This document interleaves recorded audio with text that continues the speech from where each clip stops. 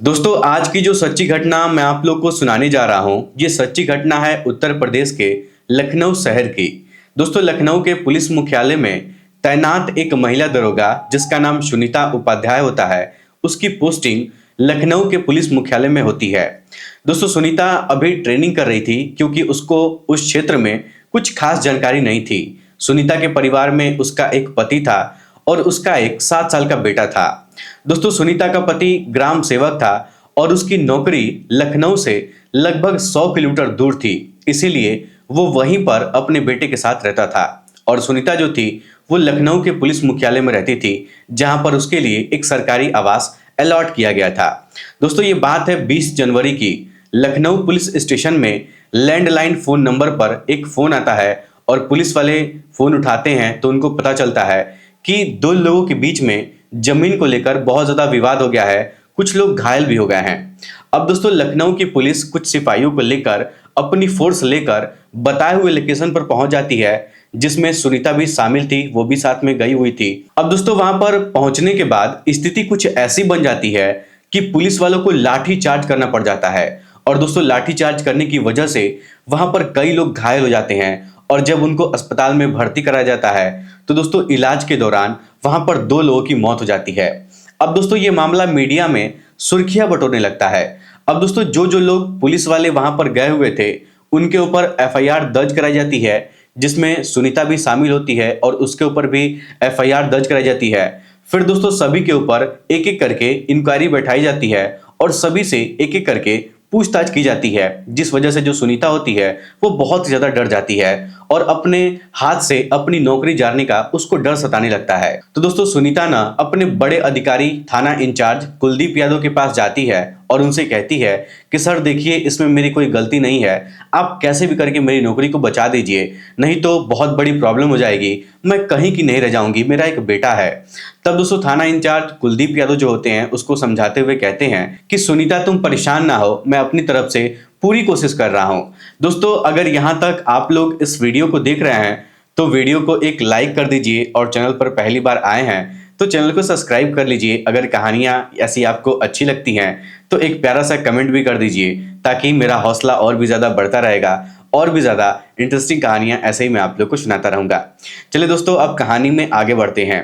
दोस्तों 3 फरवरी का दिन था, शाम के 5 बज रहे थे। कुलदीप यादव सुनीता को फोन करता है और उससे कहता है कि तुम्हारे केस के सिलसिले में मुझे तुमसे कुछ बात करना है, कुछ चर्चा करनी है, क्या तुम मेरे सरकारी आवास पर आ सकती हो?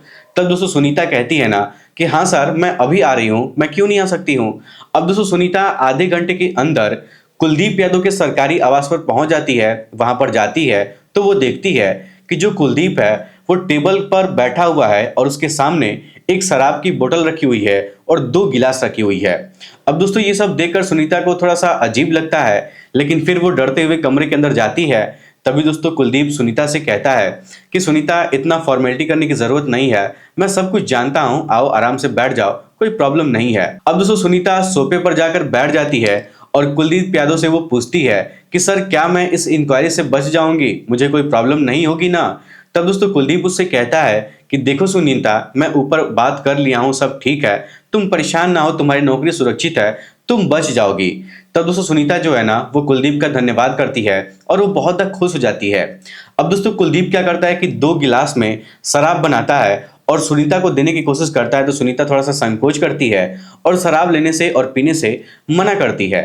तो दोस्तों कुलदीप उससे कहता है ना कि देखो इतना नखरा मत करो, मैं तुमको जानता हूं कि तुम क्या करती हो क्या नहीं करती हो, और हमारे विभाग में 80% लोग पीने खाने वाले होते हैं, फिर तुम इतना क्या सोच रही हो? अब दोस्तों इस बात को सुनकर जो सुनीता होती है ना वो एकदम से मजबूर हो जाती है और उसके हाथ से वो गिलास लेती है। फिर दोनों लोग एक एक पैक लगाते हैं और फिर पी लेते हैं। अब दोस्तों कुलदीप और सुनीता के बीच में वहां पर बहुत सारी बातें होती हैं। कुलदीप सुनीता के साथ फ्रैंक होने की थोड़ी सी कोशिश करता है और उससे पूछता है कि तुम्हारे परिवार में कौन कौन है और वो लोग क्या क्या करते हैं। तब दोस्तों सुनीता बताती है कि उसका परिवार लखनऊ से लगभग 100 किलोमीटर दूरी पर रहता है। तो कुलदीप भी बताता है कि मेरा परिवार कानपुर में रहता है और मैं यहाँ पर अकेले ही रहता हूँ। दोस्तों कुछ इस तरीके से इन दोनों के बीच में कुछ देर तक बातें होती हैं और इस बीच में सुनीता जो है वो 3 पैक शराब पी चुकी थी और पूरे तरीके से नशे में हो चुकी थी। अब दोस्तों कुलदीप जो है ना इसी मौके का फायदा उठाकर अपनी जगह से उठता है और सुनीता के पास जाकर बैठ जाता है, तो ये सब देखकर सुनीता को थोड़ा सा अजीब लगता है। लेकिन दोस्तों जो सुनीता है ना वो नशे में थी, कुछ बोलती नहीं है। फिर कुलदीप अपना हाथ उसके कंधे पर रखता है, लेकिन दोस्तों फिर भी सुनीता उसको कुछ बोलती नहीं है, क्योंकि दोस्तों सुनीता ना एकदम नशे में थी और वो कुछ समझ में नहीं पा रही थी कि वहां पर कुलदीप उसके साथ क्या कर रहा है, और नशे में ज्यादा होने के कारण उसका वो विरोध भी नहीं कर पा रही थी। अब दोस्तों जो सुनीता है ना वो कुलदीप को रोकने की वहां पर बहुत कोशिश करती है, लेकिन जो कुलदीप है उसके ऊपर बहुत ज्यादा दबाव बनाता है, और इतना ज्यादा दबाव बनाता है कि वो बेचारी उसके आगे झुक जाती है। दोस्तों कुलदीप उसको समझाता है कि देखो यहाँ पर हम दोनों के अलावा और कोई नहीं है, ये बात किसी को पता भी नहीं चलेगा। अब दोस्तों धीरे धीरे करके जो सुनीता होती है वो नशे की हालत में जब बेहोशी की हालत में हो जाती है, तो कुलदीप यादव सुनीता को बेडरूम में उठाकर लेकर जाता है और फिर वो सब कुछ करता है जो आप लोग सोच भी नहीं सकते हैं। दोस्तों कुलदीप यादव सुनीता के साथ वहां पर उस रात शारीरिक संबंध भी बनाता है, और सुनीता उस समय पूरी रात नशे में थी, उसको कुछ भी पता नहीं था कि उसके साथ क्या हो रहा है। अब दोस्तों ये सिलसिला लगभग पूरी रात चलता रहता है, लेकिन सुबह में जब सुनीता की नींद खुलती है तो वो देखती है कि वो बिना कपड़ों के बेड पर सोई हुई है। अब दोस्तों ये सब देखकर वो बहुत ज्यादा परेशान हो जाती है। धीरे धीरे उसको सब कुछ याद आने लगता है कि वो रात को क्या की थी, उसके साथ क्या क्या हुआ था। दोस्तों मैं आपको बता दूं कि सुनीता को खुद पर बहुत ज्यादा पछतावा होने लगता है। सुनीता सोचती है कि ये सब उसने क्या कर दिया है, अगर वो होश में होती तो शायद ये सब उसके साथ नहीं होता। दोस्तों जब वो बेड से उठने की कोशिश करती है और कपड़ा पहनने की कोशिश करती है, तभी उसकी नजर दीवार पर लगी हुई एक टीवी पर जाती है, और दोस्तों वो देखती है ना कि उस टीवी पर उसी का वीडियो चल रहा होता है। दोस्तों उस वीडियो को देखकर जो सुनीता है ना वो बहुत ही ज्यादा हैरान हो जाती है। दोस्तों मैं आपको बता दूं कि उस वीडियो में कुलदीप यादव सुनीता के साथ शारीरिक संबंध बना रहा था। कुलदीप ने उस रात जो भी कुछ उसके साथ किया था वो सब कुछ कैमरे में रिकॉर्ड कर लिया था, एक वीडियो बना लिया था। तभी दोस्तों कुलदीप दरवाजा खोलता है और कुलदीप कमरे के अंदर आता है, तो सुनीता जब उसको अपने सामने देखती है ना तो उसको देखकर फुट फुट कर रोने लगती है। तो दोस्तों कुलदीप मुस्कुराता है, तभी सुनीता हाथ जोड़कर उससे कहती है कि सर मेरा एक पति है, मेरा एक बेटा है, आप मेरे साथ ये सब क्या कर रहे हैं, आपने मेरे साथ गलत काम किया है, आपने मेरी मजबूरी का फायदा उठाया है, ये सब तो ठीक है, और तो और आप मेरी वीडियो भी बना डाले हैं। तभी दोस्तों कुलदीप उससे कहता है ना कि अरे यार तुम इतना टेंशन मत लो, तुम इतना परेशान क्यों होती है, ये वीडियो तो सिर्फ मैं इसलिए बनाया था ताकि जब मेरा मन करेगा तो मैं ये वीडियो देखकर थोड़ा बहुत इंजॉय कर लिया करूंगा। अब दोस्तों इस बात को सुनकर जो सुनीता होती है ना उसको बहुत ज्यादा गुस्सा आ रहा था, लेकिन वो बेचारी कुछ वहां पर कह नहीं पा रही थी, क्योंकि दोस्तों कुलदीप उसका बॉस था और उसकी नौकरी भी बहुत ज्यादा खतरे में थी, और तो और उसका वो वीडियो भी कुलदीप अपने पास बनाकर रख चुका था। अब दोस्तों जो चुपचाप सुनीता है ना वहां से निकल जाती है, और उसको ऐसा लगता है ना कि शायद चलो अब वो मेरे साथ ये सब कर लिया है तो सब कुछ ठीक हो जाएगा, वो सब कुछ सॉर्ट आउट कर देगा। लेकिन दोस्तों उस दिन के बाद से कुलदीप यादव लगातार सुनीता का शोषण करने लगता है। जब भी उसको मन करता था तब सुनीता को अपने सरकारी आवास पर बुलाता था और उसके साथ अपनी रातें हसीन करता था। दोस्तों यह सिलसिला लगभग कई महीनों तक चलता है। महीने के लगभग 20 दिन तक जो सुनीता थी वो कुलदीप के साथ उसके कमरे में सोया करती थी। लेकिन दोस्तों एक रात जब कुलदीप सुनीता के साथ शारीरिक संबंध बना रहा होता है, तभी दोस्तों सुनीता से वो कहता है कि मैं तुम्हारे केस के बारे में ऊपर अधिकारियों से बात कर लिया हूं, वो लोग तुम्हारे जो केस है उसको क्लियर करने के लिए तैयार हैं, लेकिन एक शर्त है, अगर तुम वो शर्त पूरा कर दोगी तो वो लोग तुम्हारी नौकरी बचा लेंगे। तब दोस्तों सुनीता कहती है ना कि सर मुझे कितना पैसा देना पड़ेगा। तब दोस्तों इस बात को सुनकर जो कुलदीप है वो हंसने लगता है और सुनीता से कहता है कि पागल हो, तुम्हें पैसा देने की जरूरत नहीं है, जो तुम मेरे साथ करती हो ना वही तुमको उन अधिकारियों के साथ भी करना है, बस तुम एक बार उन अधिकारी के साथ मिल लो, तुम्हारा सारा काम सेट हो जाएगा, सब काम हो जाएगा। अब दोस्तों इस बात को सुनकर जो सुनीता होती है ना वो बहुत ही ज्यादा गुस्सा हो जाती है और कुलदीप से कहती है कि देखो कुलदीप, मैं ऐसा काम कभी भी नहीं कर सकती हूँ।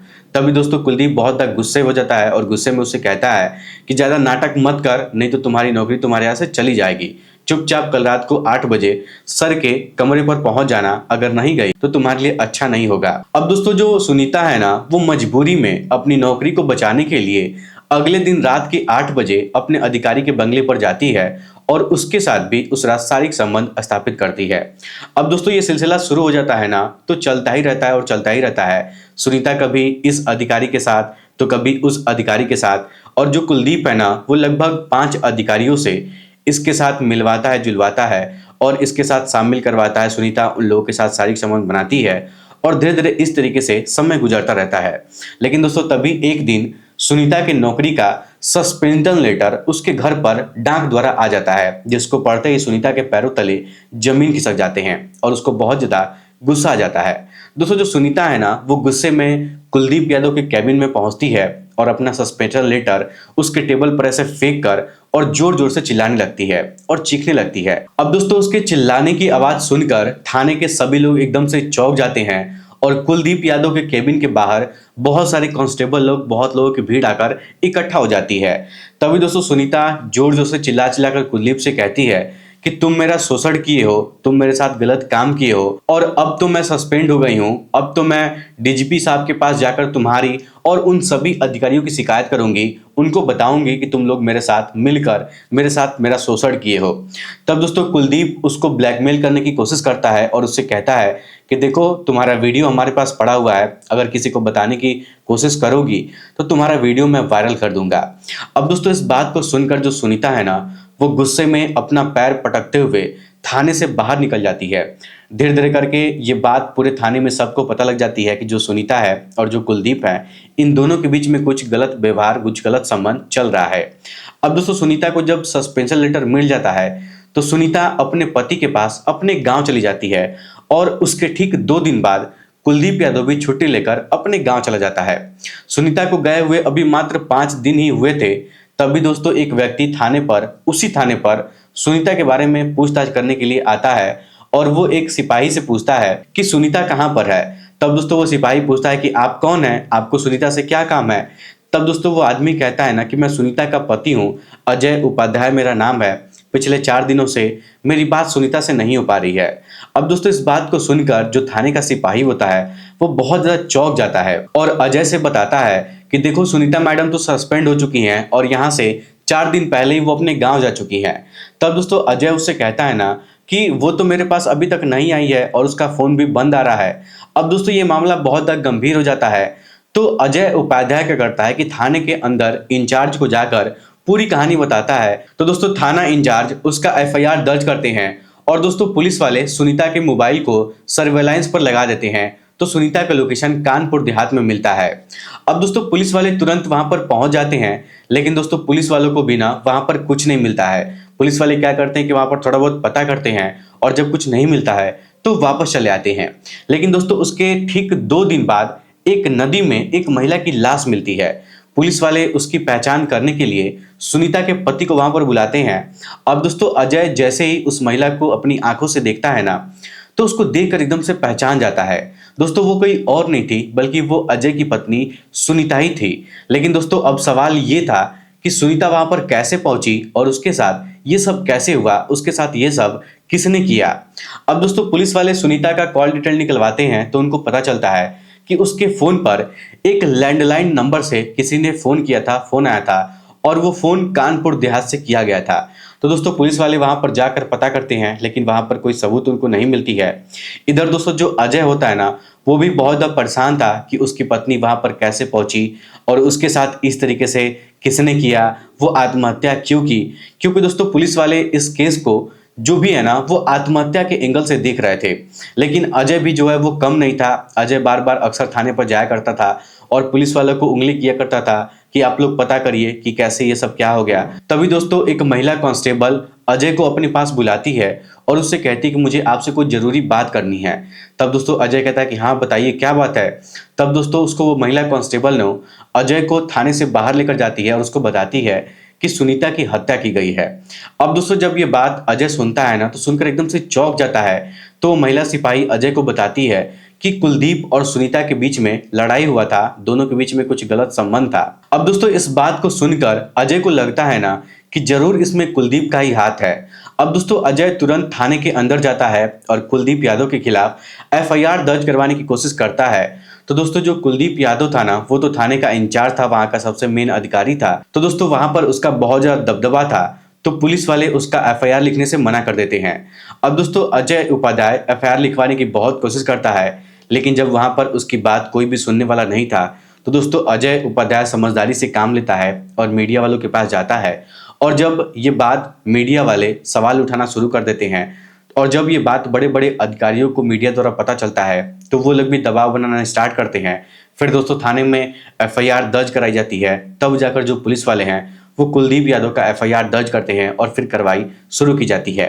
अब दोस्तों पुलिस वाले जांच में सुनीता का कॉल डिटेल निकलवाते हैं तो पुलिस वालों को एक मोबाइल नंबर मिलता है जो कि कानपुर देहात का होता है। तो पुलिस वाले वहां पर जाते हैं और फिर से वहां का जब सीसीटीवी अच्छे से निकलवाते हैं चारों तरफ का, तो उसमें दिखाई देता है कि कुलदीप यादव वहां पर खड़ा होकर सुनीता को फोन कर रहा था और उससे बात कर रहा था।